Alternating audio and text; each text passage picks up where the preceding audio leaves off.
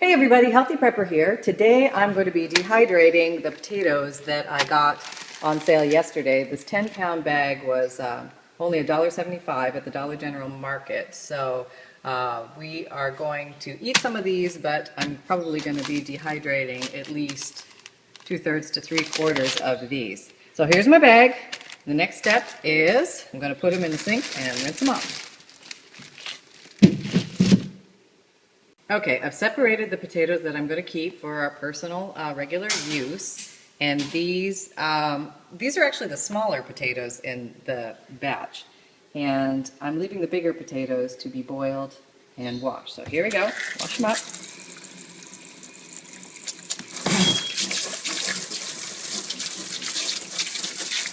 I work with clean potatoes. There's always a lot of dirt on potatoes, so rinse them well, scrub them up well.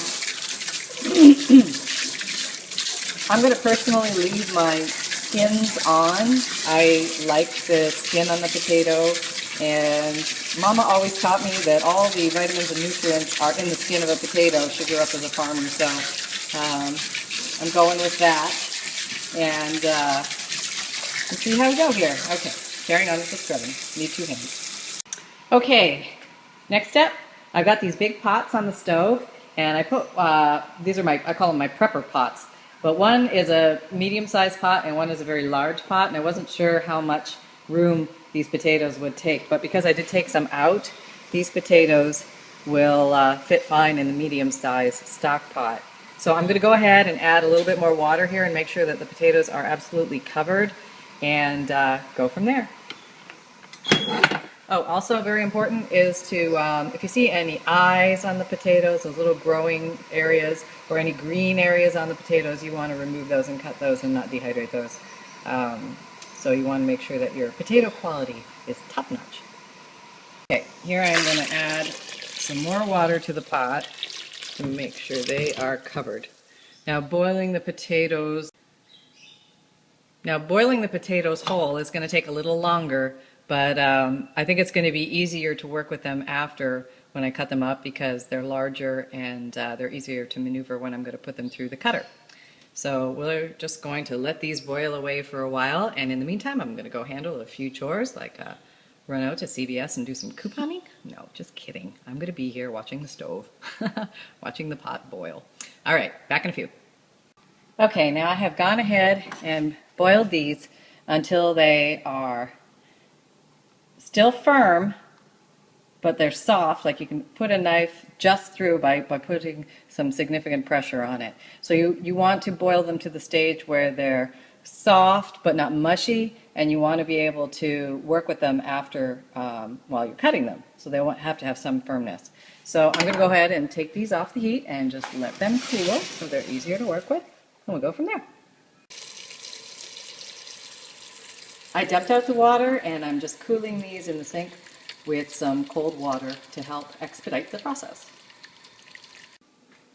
Okay, I'm finished with my boiled potatoes. They're still firm, not mushy. And now I'm going to slice them. I use a Kyocera ceramic blade slicer. This is the kind that has the adjustable width on the bottom. And this one ranges from 0.5 to 3.0 slices, and I think for this I'm going to use 2. Give that a try and test the wedge to see how thick they are. Now remember, the thinner the better when it comes to dehydrating, because things will dehydrate faster and it'll just make your life easier. Okay, so the 2 looks good, so I'm just going to carry on. And again, I'm going to go ahead and keep the skin on. Okay.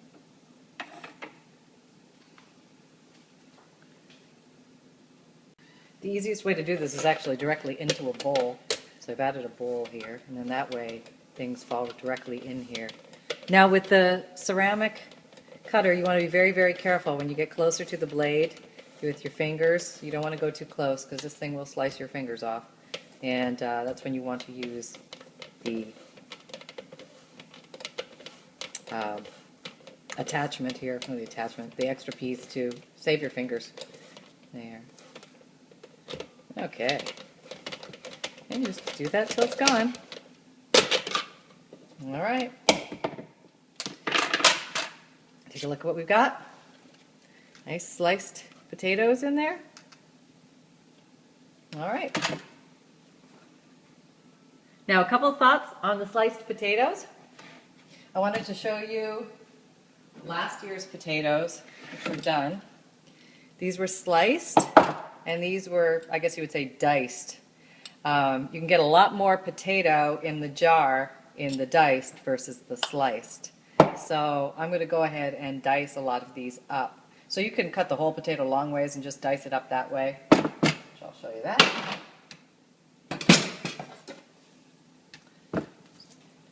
Good old-fashioned cutting.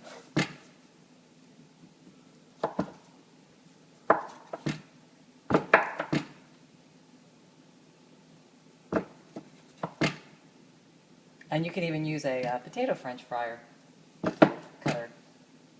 That would be another good way to cut these.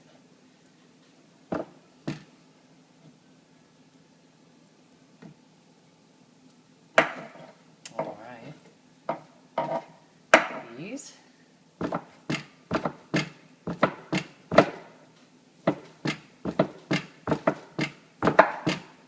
The thinner the better again. You'll get more in the jar that way. It'll save you space. Plus, they also take less energy to cook when you're going to use them one day.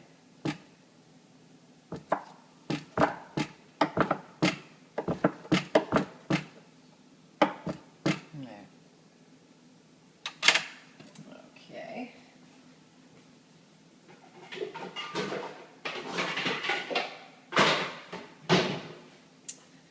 And just going to get a bowl for those.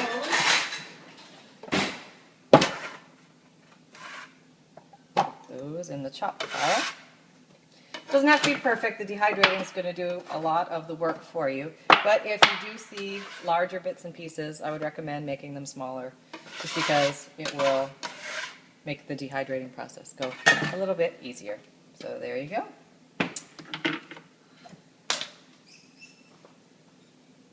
Another way you can also prepare some potatoes for easy dehydrating is the old shredder. Just go ahead and shred your potato. Very easy when it's cooked. And the whole idea is to make this type of food product easily reconstituted after you're done with the dehydration process. So the smaller the pieces, the easier it will be to rehydrate the pieces when you cook them, fry them, boil them, bake them. Just to give you some ideas here. This is very easy to do with a soft potato. Not too soft. Very important, not too soft. Or else you'll just be doing mashed potato. Which in and of itself is not a bad idea either. Alrighty. So, there you go. A good example of another way to dehydrate your potatoes. And I will go ahead and try this as well. And I think this will probably be the winner for me because I can get the most potato dehydrated and in the smallest container. So let's see how that goes. Okay, so here I'm going to transfer my shredded potatoes to the Excalibur Dehydrator. Just going to sprinkle them on there. Rest them up here. This is so fun to do one-handed. Alright, I'll give you the basic gist of it here anyway.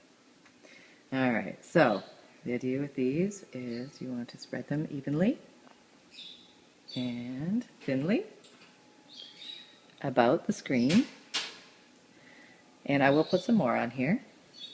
Make sure they're low enough that they don't interfere with the other screens above.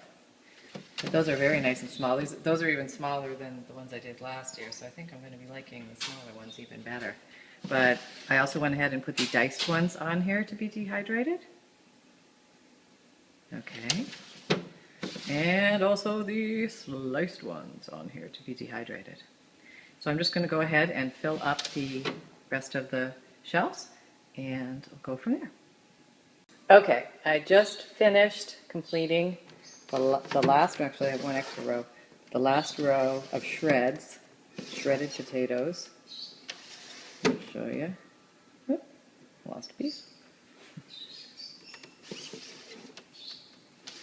And I put the skins in there and everything. So I'm going to go put this on to dehydrate. And here I've got the diced, and here I've got the sliced. Okay, so I am going to, on my Excalibur Dehydrator, put the timer on for 12 hours. May or may not take that long, but I'm going to periodically check it and see how we do. And I'm going to go for a temperature setting, a nice low, dry heat would be good.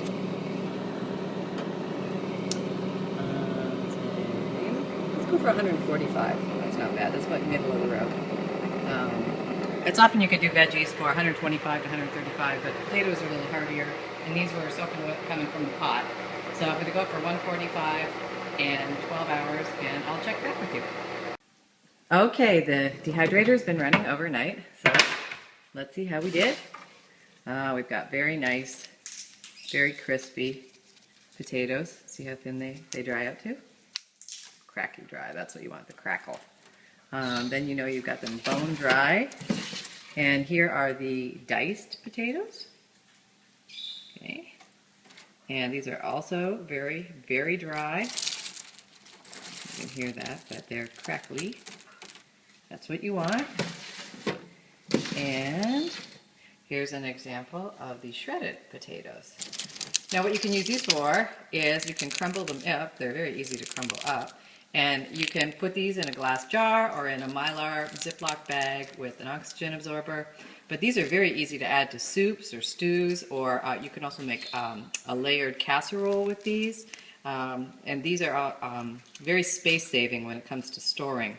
So there's 3 different ways that you can cut your potatoes to be dried and stored.